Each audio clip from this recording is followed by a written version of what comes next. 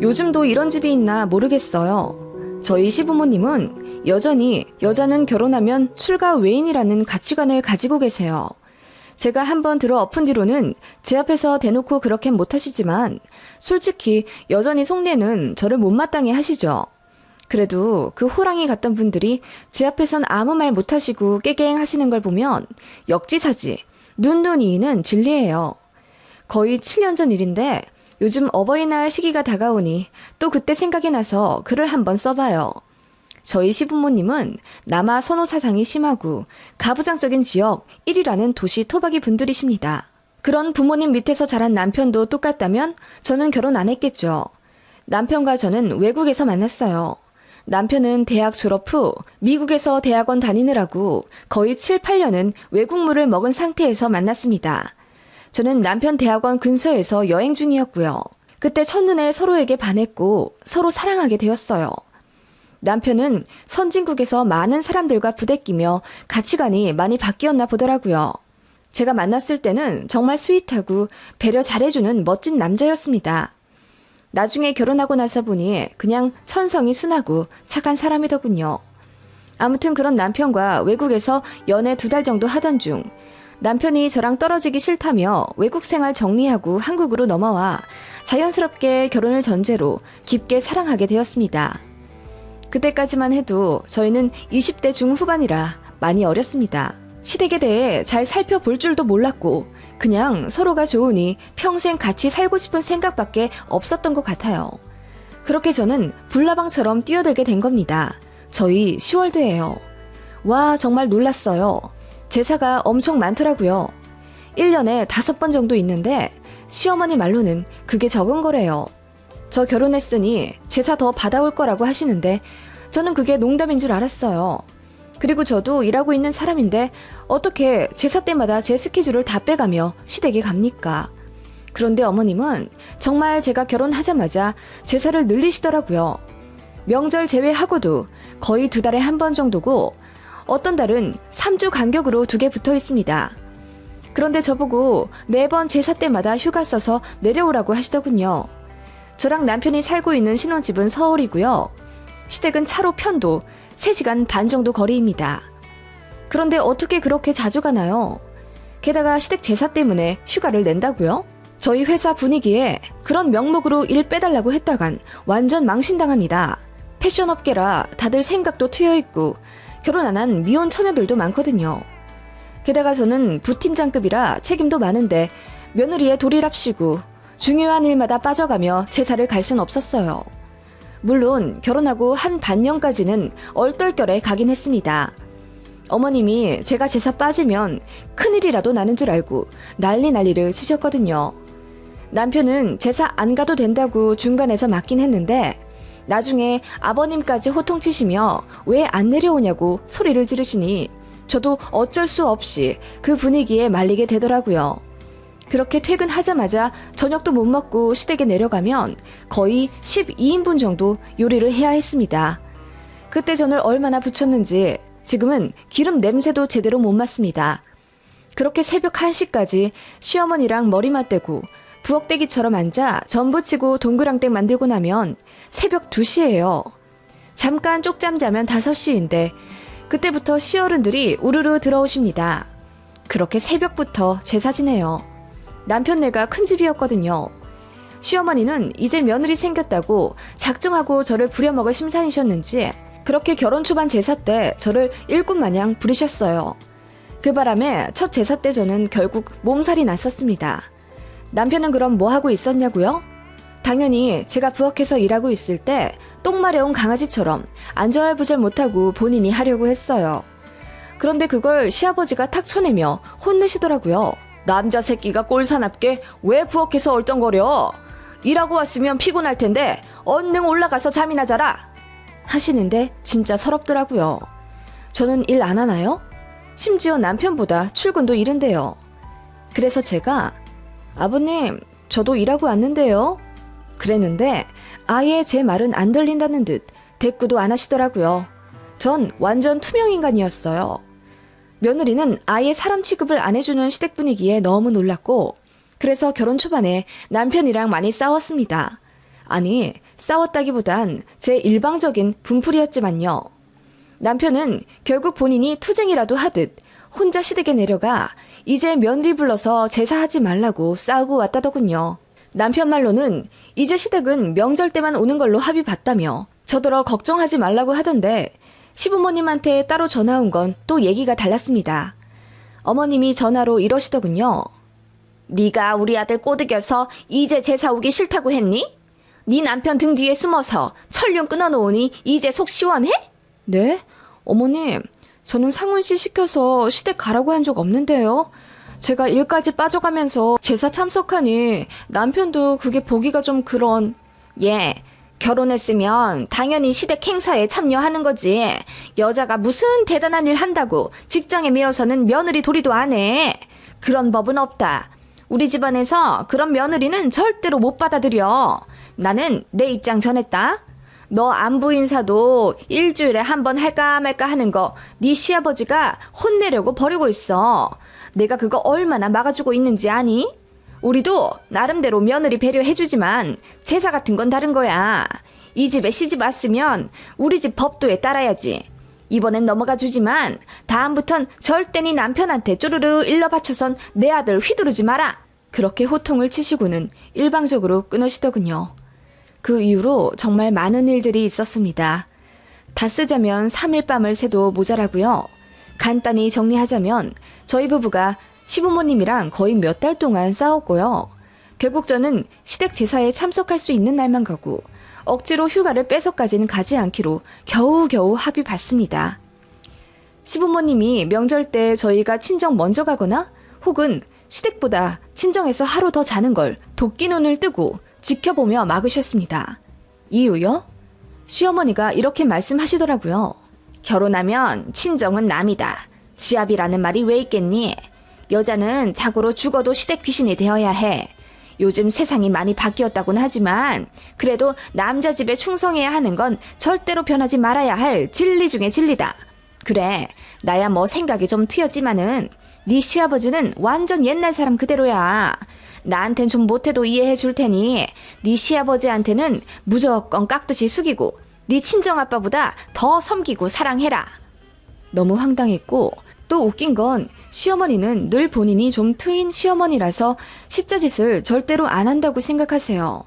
늘 말끝마다 난 네 시아버지랑 달라서, 난 조금 더 생각이 신세대라서 라고 하시지만 저 구박하고 못 잡아먹어 안 데릴 땐 어쩔 땐 시어머니가 더 심해요. 시아버님은 아예 저를 투명인간 취급하시고요. 솔직히 그런 시댁 누가 가고 싶나요? 누가 이런 시부모님께 매주 안부 인사하고 싶고 누가 절로 존경하나요? 저도 저희 부모님한테 효도 많이 못했는데 왜 결혼했다는 이유로 저 나 키워준 저희 부모님까지 쌩까야 되냐고요. 결혼 한 1년 정도? 극신혼 때는 시부모님 기에 눌리기도 하고 분위기에 휩쓸려서 저도 내내거리긴 했는데 시간이 지날수록 어이가 없고 너무 부당하다는 생각에 저도 나름대로 반항하기 시작했어요. 왜 명절 때 무조건 시댁은 새밤 자야 하고 친정은 하룻밤만 자야 하는지 생각할수록 화가 치밀어 오르더라고요. 그래서 결혼 후 1년 정도 지난 구정 때 이번에는 저희 친정에서 두밤 자게 시댁에서 하루 일찍 떠나겠다고 했습니다. 그래봤자 설 당일까지 다 시댁에 있다 오는 건데요. 그랬더니 시부모님이 노발대발 화내면서 어떻게 친정에서 두밤이나 자냐고, 말도 안 되는 일이라고 손사래를 치시는 거예요. 입가에 개거품까지 물어가며 절대로 있어서는 안 되는 일이라고. 옆에 계시던 시어른분들도 웬만해선 시댁에서 더 자고 가라고 한 소리 거두시는데 진짜 환장하는 줄 알았습니다. 남편이 고래고래 소리 지르며 가겠다고 하니 시아버지가 남편 뺨을 내리치기라도 하듯 손을 올리셔서 기절할 뻔했어요. 결국 남편이랑 제가 이겨서 시댁에서 바로 탈출했지만 시부모님의 화풀이 대상은 저였습니다. 참다 못해 저는 차단까지 했고 결국 골은 점점 더 깊어져 가기만 했어요. 남편도 본인 부모님이 너무 창피하다며 당분간 연락하지 말라고 미안하다고 사과하더군요. 그나마 남편은 정상이고 제 편을 들어줘서 다행이지. 남편마저 똑같이 굴었으면 저는 결혼 1년도 안 되어 바로 이혼녀가 됐을 겁니다. 그렇게 시댁 참견 안 받고 저희만 오롯이 지내니 세상 마음 편하더군요. 남편이랑 사이도 더 좋아져서 행복했고 시댁과 차단한 이후로 이제야 저희 신혼을 맞은 것 같아 너무너무 좋았습니다. 그쯤 손이 시노이가 해외에서 들어온다는 소식을 들었어요. 남편도 외국에서 대학원 공부까지 했는데 남편 누나, 그러니까 시노이도 해외에서 공부하고 그곳에서 취직까지 했어요. 남매가 모두 외국에서 공부한 케이스예요. 취직한 나라에서 아예 정착하고 사는 줄 알았고 저랑은 영상통화로 몇 번 인사만 주고받았던 시노이였는데 한국지사에 발령받아 갑자기 들어오게 되었다더군요. 그 바람에 거의 연락 안 하고 살던 시댁에 갈 수밖에 없었습니다. 저는 솔직히 남편 집안이 워낙 남아 선호 사상이 깊어서 누나인 시노이는 약간 찬밥 취급할 줄 알았거든요. 그런데 장녀라 그런지 제 생각과 완전 다르더군요. 시아버지가 엄청 예뻐하셨어요. 물론 외국에서 오래 지나다 왔으니 애틋함이 커지신 건 알겠는데 남편 말로는 누나가 공부도 잘하고 워낙 싹싹해서 부모님이 엄청 예뻐해 주셨다고 하더라고요. 정말 의외라고 생각했고 그렇게 아끼는 딸도 있으면서 며느리인 저한테는 왜 그러셨는지 이해가 안 가더군요. 저도 누군가의 소중한 딸이잖아요. 신우는 아직 결혼을 안 한 상태고 해외에 외국인 남자친구를 두고 온 상황이었는데 몇 년 안에 결혼할 거라고 하더군요. 국제 결혼이요. 저는 그 가부장적이고 꽉 막힌 시부모님이 당연히 반대하실 줄 알았는데 또 자기 딸은 다른가 봐요. 다른 나라 핏줄이라고 쌍수 들고 반대하실 거라고 생각한 제 예상과는 달리 시어머니가 그래? 결혼하겠다고?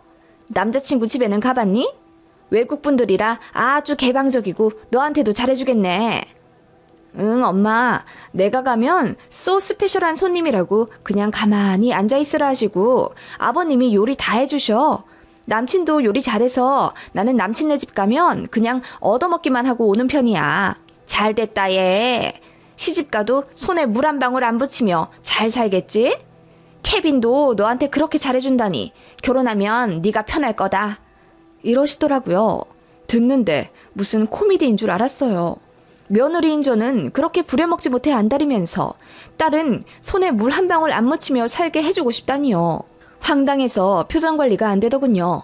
사실 시부모님의 이런 모순적인 모습은 결혼 준비할 때도 있었어요. 저희 신혼집 구할 때도 여자도 이제 일을 하니까 집 구하는데 돈을 반반 정도는 부담해야 한다더군요.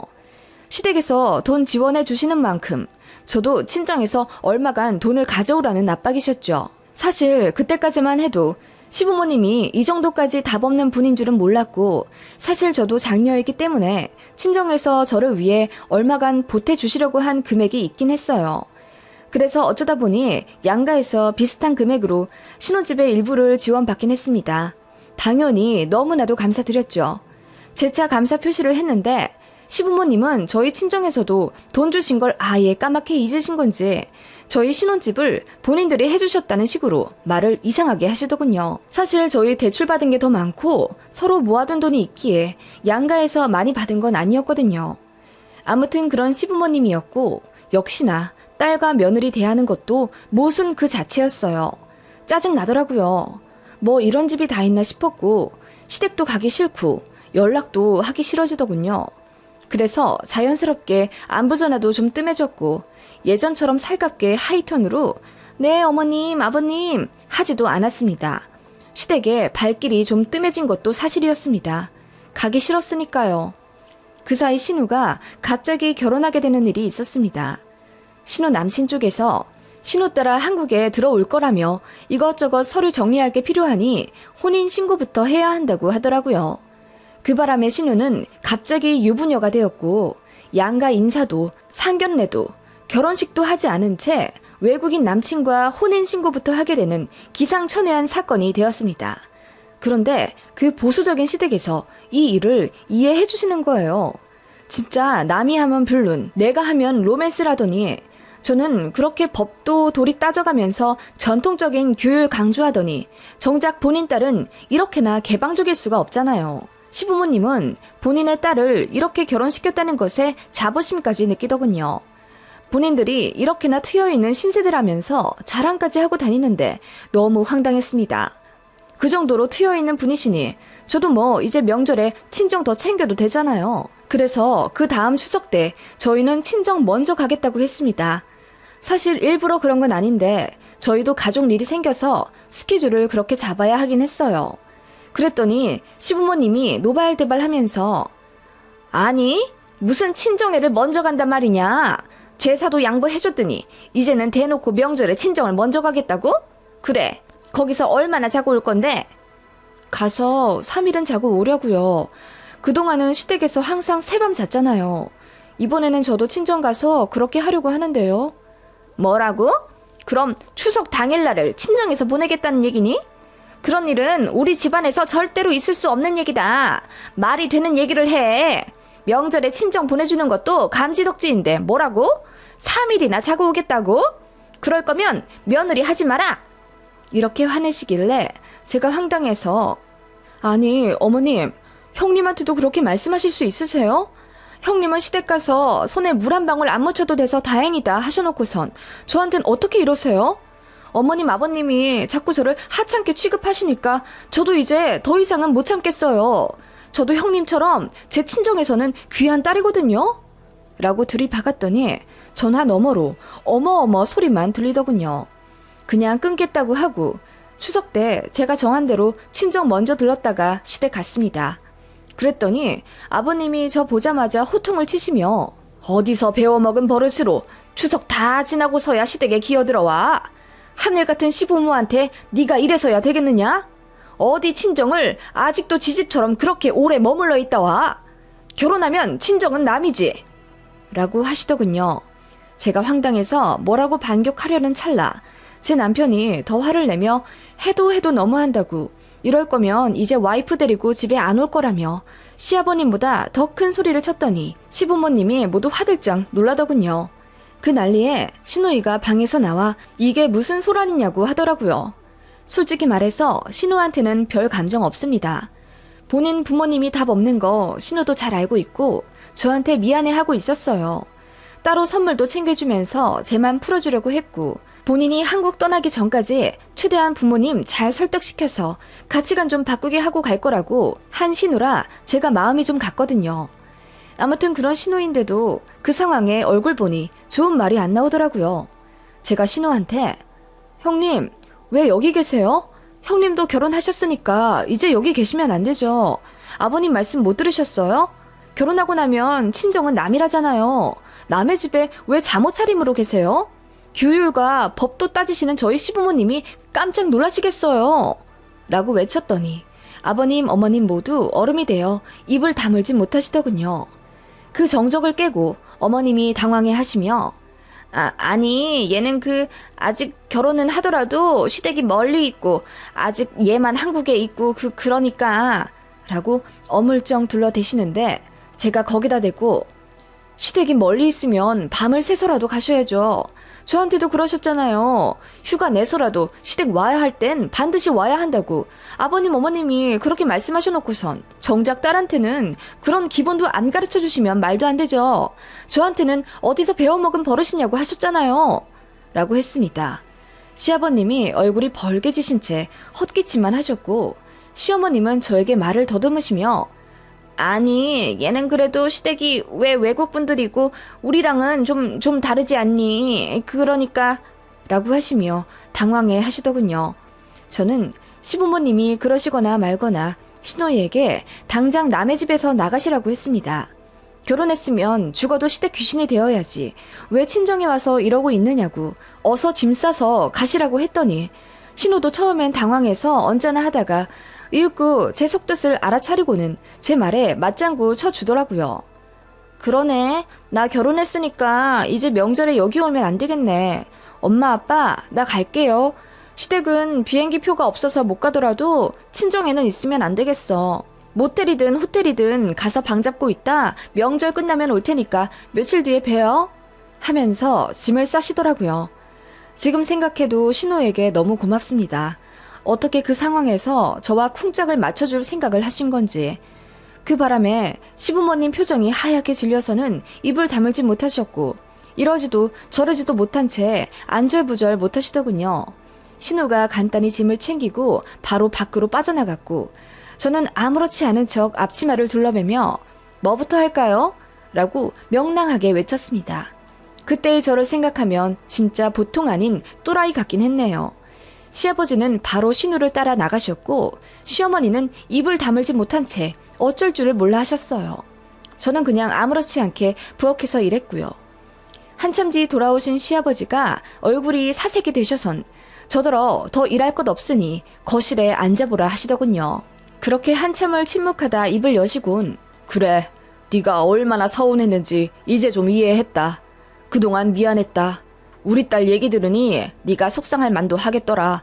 내가 사과할 테니 이해해주고 네 신우는 이제 들어오라고 하면 어떻겠니? 라고 하시더군요. 결국 신우 드리고 싶어서 그러신 것 같긴 한데 그래도 예전처럼 막무가내 언성 높이시며 마음대로 하시는 게 아니라 저한테 의중을 묻는 게 많이 놀랍긴 했어요. 신우가 밖에서 시아버지 붙잡고 며느리한테 그렇게 하지 말라고 꽤나 긴 연설을 했나 봅니다. 시아버지는 장녀 말에 반성하신 듯 하고요. 결국 신우는 저희 갈 때까지 다시 들어오진 않으셨지만 시부모님은 그 일이 꽤나 충격이 컸나 보더라고요. 저도 안 참고 들이박으니 보통이 아니라고 생각하신 모양이고요. 그 일 이후로 시부모님의 망언과 막무가내 행동은 거의 없어지다시피 했습니다. 신우한테도 제가 너무 미안해서 나중에 정중하게 사과도 드렸고 고마워서 따로 밥도 크게 쌌어요. 결혼할 때 축의금도 500만 원 가까이 해줬습니다. 쿨한 신우는 저희가 드린 축의금만큼 가전제품을 따로 사서 신혼집에 선물해 주셨고요. 신우랑은 지금도 사이 좋고요. 카톡도 자주 해요. 시댁에도 어느 정도 며느리 도리는 해가면서 할 말 다 하니 오히려 편해졌고요. 물론 시부모님은 그런 저를 여전히 못마땅해 하십니다. 그치만 저는 상관 안 하고요. 좋은 게 좋은 거라고 참고 살아봤자 득될 거 하나 없고 할 말은 하면서 살아야 되나 봐요. 그리고 저희 신우 정말 멋지죠?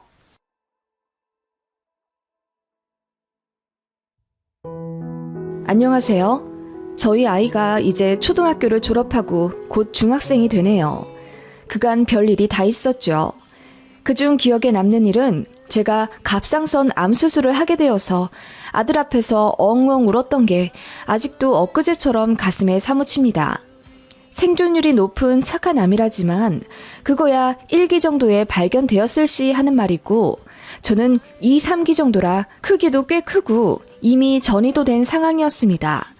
지금은 수술받고 5년 지나 완치 판정을 받긴 했지만 언제 재발될지 몰라 주의 깊게 지켜보는 편이고요. 아이가 어릴 때 중병 걸리셨던 분들은 아시겠지만 적어도 아이가 성인이 될 때까지만 아니면 시집 장가 보낼 때까지만 건강하게 살아있길 소망하게 됩니다. 그 마음이 참 아리죠. 그 일과 더불어 지금은 의절에 연락조차 하지 않는 신우년 생각도 같이 나네요. 어떻게 신우랑 이야기가 이어지냐고요? 제 얘기 들으면 모두들 기함을 하고 입을 다물지 못한답니다. 어쩜 그런 악인 중에 악인이 다 있냐면서 길 가면서 옷깃도 스치고 싶지 않은 사람이라고 혀를 끌끌 차며 욕하더군요. 네, 그런 사람이 바로 제 신우입니다. 시간을 거슬러 딱 8년 전 이맘때이군요. 평생 전업을 하던 신우가 본인 남편이랑 사이가 안 좋아져 이혼을 하게 생겼다며 본인 경제력을 위해서라도 일을 해보겠다 하더군요. 이렇다 할 경력이 없어 회사에 취직을 못하던 신우는 어디서 주워들었는지 연봉 1억을 꿈꾸며 보험 설계사 일을 시작하더라고요. 그런데 워낙 성격이 별나 주변에 사람들도 없는 외골수 스타일이라 인맥이 좁은 신우였어요. 저희한테만 그러나 했는데 그냥 친구들한테도 받기만 할 뿐 베풀지 않는 스타일이라 모든 인연은 1, 2년 안에 손절당했고 저희 부부한테도 결혼할 때 축의금은커녕 도리어 받아간 돈만 몇백은 됩니다. 저희 아이 태어났을 때도 고모랍시고 내복 한 장 안 사오더라고요. 저는 이런 일이 인터넷에서만 올라오는 줄 알았는데 정말 제 신우가 그런 고모일 줄은 생각도 못했습니다. 신우는 본인 조카한테 100원도 쓰기 아까워해서 저희 아이가 고모 손잡고 편의점 가서 쭈쭈바라도 하나 사달라고 할까봐 그 더운 날 일부러 먼 곳으로 비잉 돌아가자고 하는 신우입니다.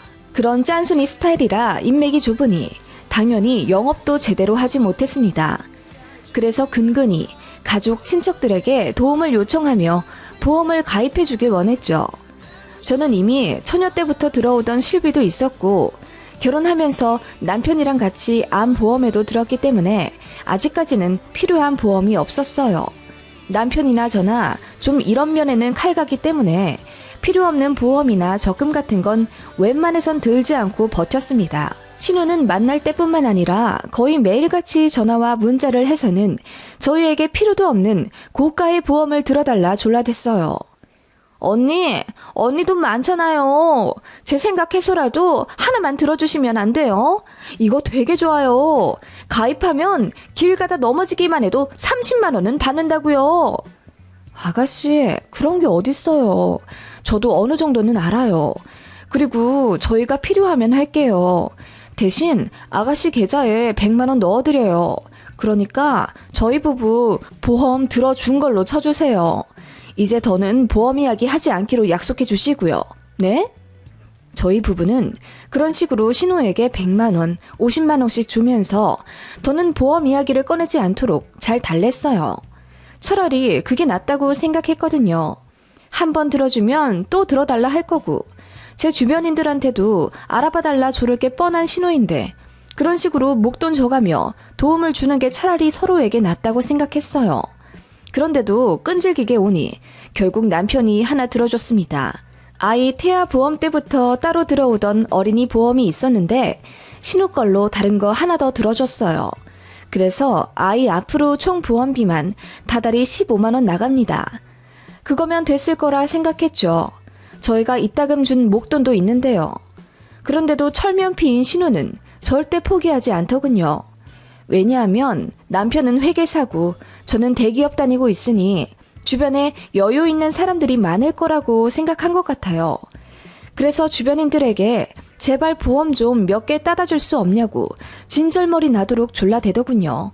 결국 참다 못한 남편이 사자후를 내지르며 그만하라고 하니 신우는 그 일로 저희 부부와 사이가 엄청 안 좋아졌습니다. 보험 일이 결국은 사람 장사인 건 알겠지만 남편이나 저나 주변에 아쉬운 소리 하는 거 너무나도 싫어하는 성격이고 그런 게 싫으니 300만 원 정도 목돈을 준 거잖아요.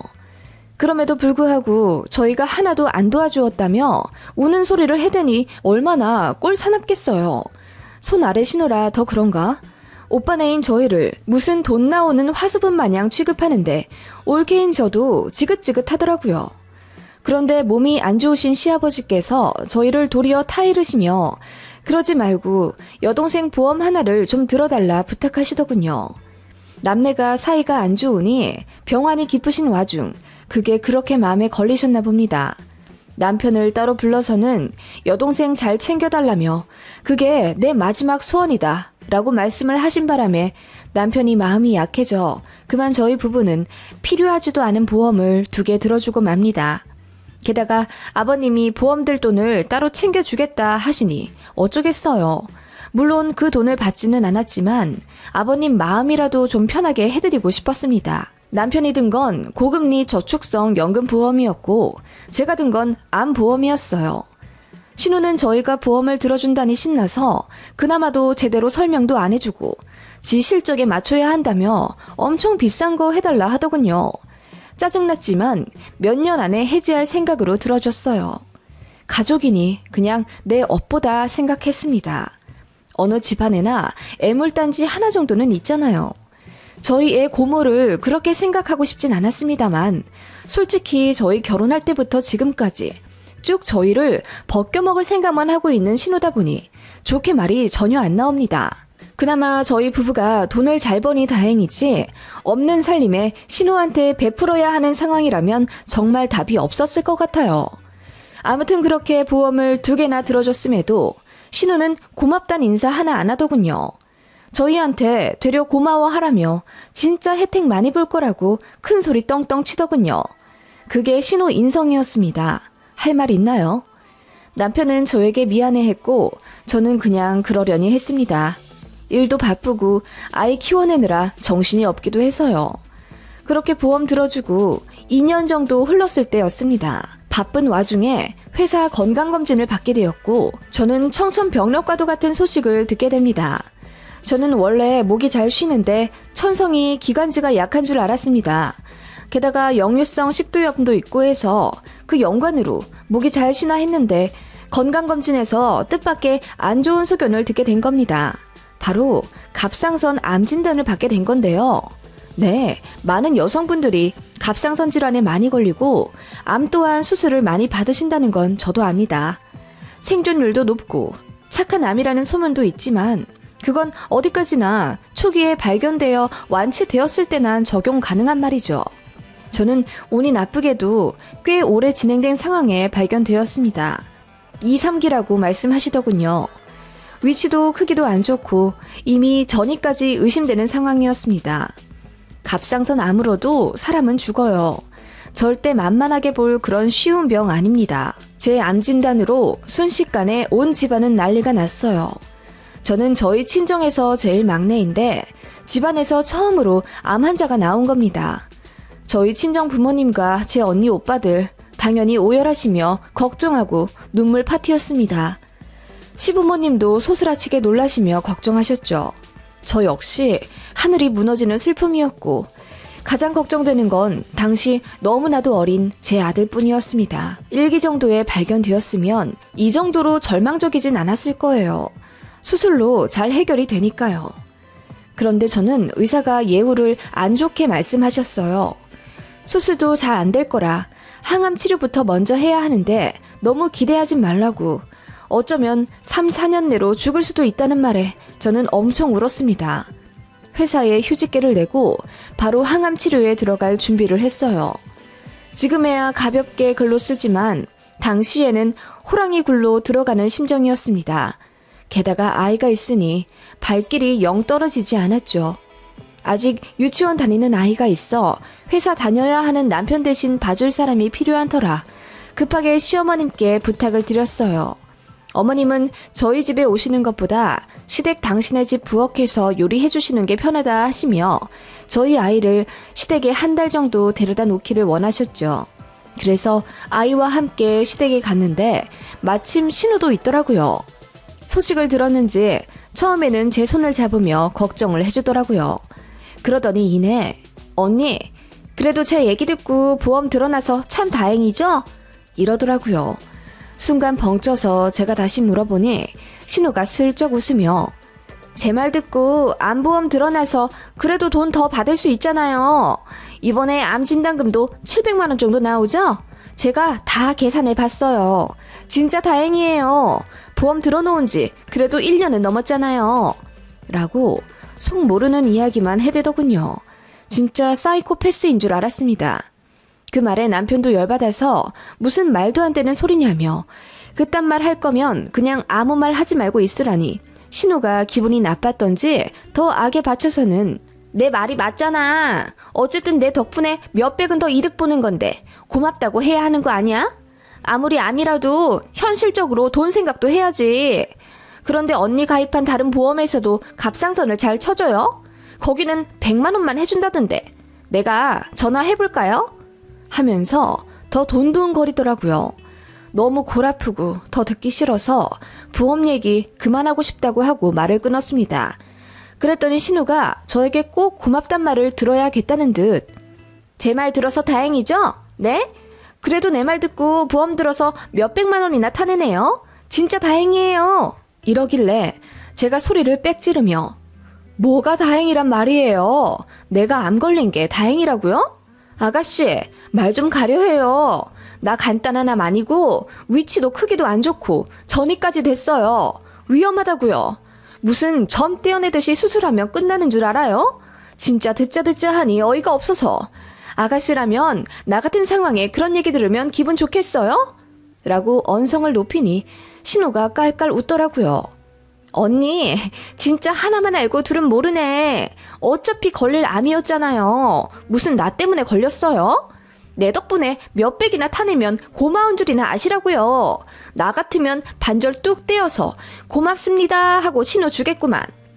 그 말에 남편이 언성을 높여 제정신이냐고 따졌고 저는 아이 앞이라 애써 참고 말렸습니다. 신우는 부부가 인성이 그 모양이니 제가 암에 걸렸다며 미친 소리를 해댔고 급기야 고마워하지도 않을 거면 암 진단금이나 내놓으라고 소리를 지르더군요.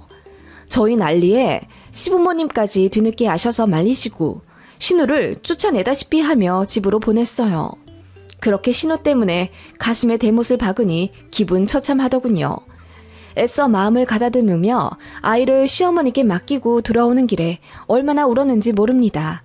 남편은 너무나 미안해하면서 신우 딱이라도 때릴 것을 그랬다며 분통 터져 했고 저는 그냥 됐다고 했어요. 그렇게 바로 저는 항암 치료에 들어갔고 매일매일 소주 10병 먹고 숙취에 시달리는 듯한 느낌을 이겨내며 어떻게든 암을 이겨내보고자 노력했습니다. 그렇게 병원 오가며 죽을 듯이 항암 치료 이겨냈고 결국 약이 잘 맞았는지 암 크기가 작아져 수술도 하게 되었어요. 수술만 하게 되면 얼마나 좋을까 하고 남편 손잡고 기도하던 날이 있었는데 수술 역시 잘 되었습니다. 그렇게 저는 1년여 동안 고생 생고생을 하며 제 몸속에 있는 암들을 모두 이겨냈어요. 다 끝내고 나니 살이 12kg이나 빠져 있더라고요. 몰골이 말이 아니라 친정부모님, 시부모님 모두 제 모습을 보며 기쁨과 슬픔의 눈물을 흘리셨어요. 저는 아이와 함께 살아갈 날이 더 늘어났다는 안도의 눈물을 흘렸고요. 뭐 그렇게 신우 말대로 암 진단금은 꽤 나오더라고요. 암 보험을 2개 들어놓은 상태라 총 합 900만 원 정도 받게 되었습니다. 수술비며 입원비도 넘치도록 보상받았고요. 그거 모두 아들 통장에 넣어줬어요. 그런데 보험금 수령받던 날 내내 연락 없던 신혼년한테 전화가 오더라고요. 제가 암투병하는 내내 문자 한 통 없던 그 여자가 돈 냄새는 기가 막히게 맡고선 연락을 한 겁니다. 언니, 수술 잘 끝냈다면서요? 축하해요. 네, 고마워요. 근데 왜 전화했어요? 저는 아가씨 목소리 별로 듣고 싶지 않은데요. 언니는 여전하다니까. 다른 게 아니라 이번에 보험금 좀 두둑하게 받으셨죠? 내가 다 알아보긴 했는데. 네, 아가씨 말대로 많이 받았어요. 왜요? 언니, 저 곧 이혼할 것 같은데 미안하지만 그 돈 좀 빌려줄래요? 당장 집부터 구해서 나가고 싶은데 보증금 할 돈도 없어서요. 그 말에 어이가 없어서 헛웃음을 치니 신우가 제발 한 번만 도와달라며 조르더군요. 보험 들어달라고 했을 때처럼요. 그 징징거리는 말투에 노이로제가 걸릴 정도였습니다. 제가 그 돈 아들 통장에 이미 넣어놨다고 하니 그럼 조카 통장이라도 좀 빌려달라는 개념 없는 말에 열이 받아 바로 소리를 질렀습니다. 내가 생고생해서 투병한 암보험금을 왜 널 줘야 하는데? 그동안 넘치게 도라이짓 했으면 됐지. 너는 네 올케 언니가 암 수술하고 나왔는데 그딴 소리 하고 싶니? 너 이혼한 거랑 나랑 무슨 상관인데? 너는 나 죽을 뚱 살 뚱 치료받을 때 음료수 하나 갖고 병문안 온 적 있어? 전화 한 번 안 했지? 그래 놓고 뭐? 도와달라고? 야, 정신 차려! 제가 결혼하고 나서 처음으로 신우에게 반말을 하며 소리를 지르니 신우가 당황하며 아무 말 못하더군요. 그러더니 어떻게 자기한테 그런 식으로 말할 수 있냐며 훌쩍대길래 다신 연락하지 말라고 소리 지르고 끊어버렸습니다. 그리고 차단했죠. 남편한테도 시부모님한테도 다 말했습니다. 신우가 이렇게 나오니 저는 더 이상 가족의 연을 이어갈 수 없다며 얼굴 안 보고 연락 안 하고 산다고 했더니 다들 이해하더군요. 미안해하고요. 그렇게 신우에게 10몇 년 동안 참아왔던 응어리를 풀어내니 속이 시원하더라고요. 암수술 2번 한 느낌이었습니다. 그런데 신우는 다른 번호로 저에게 전화하면서 욕짓거리를 하더군요. 그렇게 살다가 또 암 걸려서 어린애 두고 저승 간다 어쩐다 저주 수준의 악담을 퍼붓기에 저는 더 봐줄 것도 없다고 생각했어요. 안 그래도 신우가 저희 보험 가입시킬 때 제대로 고지 안 하고 지 멋대로 가입시킨 거 전부 증거가 있거든요. 그리고 남편 거 들어줄 때 고금리 저축성 보험이라고 했잖아요. 그런데 신우가 지 실적 맞춘다고 종신보험으로 맘대로 들어놨더라고요. 전화 녹취랑 카톡 내역 뽑아서 금감원에 신고 넣었습니다. 신우 바로 징계 먹더군요. 평소 근태도 안 좋았는지 경고 없이 바로 회사에서 잘렸다더군요. 아주 속이 시원했습니다. 신우가 공중전화로 제게 전화해서 지 백수 만드니까 속이 시원하냐며 울고불고 구레구레 소리 지르더군요. 그러거나 말거나 했어요. 남편도 알아요. 제가 금감원에 신호 찌른 거요. 아무 말 못하더군요. 저더러 잘했다곤 하는데 아무래도 여동생이니 속은 쓰리겠죠. 그래도 제가 당할 것에 비할 바인가요? 아무튼 신우는 그렇게 백수가 되고 바로 이혼도 당했다더군요. 빈털털이 거지가 된 채로 이혼당했는데 돈이 없어 방도 못 구하고 시부모님 집으로는 차마 못 들어가선 고시원 계약해서 살고 있다더군요. 그러다가 어디 경기도 외곽으로 이사가서 마스크 공장에서 일한다는 소식은 들었는데 얘기 듣기로는 몸이 아프다더군요. 관절에 물이 차는 무슨 고질병이라면서 아마 공장에서 일하는 것도 조만간 관둬야 할지도 모른다더군요. 시부모님 댁으로 다시 들어갈진 모르겠는데 신우 자존심이 있어서 절대 안 들어갈 것 같긴 하네요. 시어머님이랑 신우랑 성격이 상극이거든요. 남편한테 한 달에 한두 번씩 전화해서 자기 너무 외롭고 힘들다며 운다던데 제가 절대 받아주지 말라고 했습니다.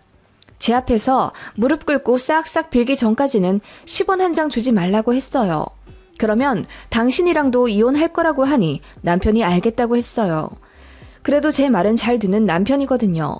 남편이 신우에게 그대로 전했는지 신우가 몇 주 정도 후 저한테 사과하러 집에 오고 싶다더군요. 제가 싫다고 했습니다. 그랬더니 또 공중전화로 제게 전화해서는 언니, 나 언니한테 가서 무릎 꿇고 사과하고 싶어요. 내가 말 심하게 한 거 다 사과할게요. 라고 하길래 제가 폭언도 멋대로 하고 사과도 멋대로 하냐며 다 듣기 싫다고 했어요. 그랬더니 이내 고래고래 소리를 지르며 언제는 무릎 꿇고 빌면 돈 준다면서 한 입 갖고 두말하는 제가 치사하다더군요. 치사? 진짜 어이가 없어서 그따위로 살지 말라고 소리 질렀습니다. 그랬더니 또 다 죽은 목소리로 미안하다고 연기하는데 아주 가증스러웠어요. 결국은 다 돈 때문이더라고요. 그 이후로 모든 전화 안 받고 남편에게도 신우 소식 듣기 싫다고 귀를 막아 잘 모르겠지만 아무튼 요 근래의 신우는 자기 생활이 아주 비참하다고 우는 소리를 한대요. 몸도 안 좋아지고 주변에 사람도 없으니 지옥 같다며 본인이 마음만 곱게 썼어도 이렇게까진 안 됐을 텐데 다 자업자득 같다고 생각하는 제가 나쁜 건가요?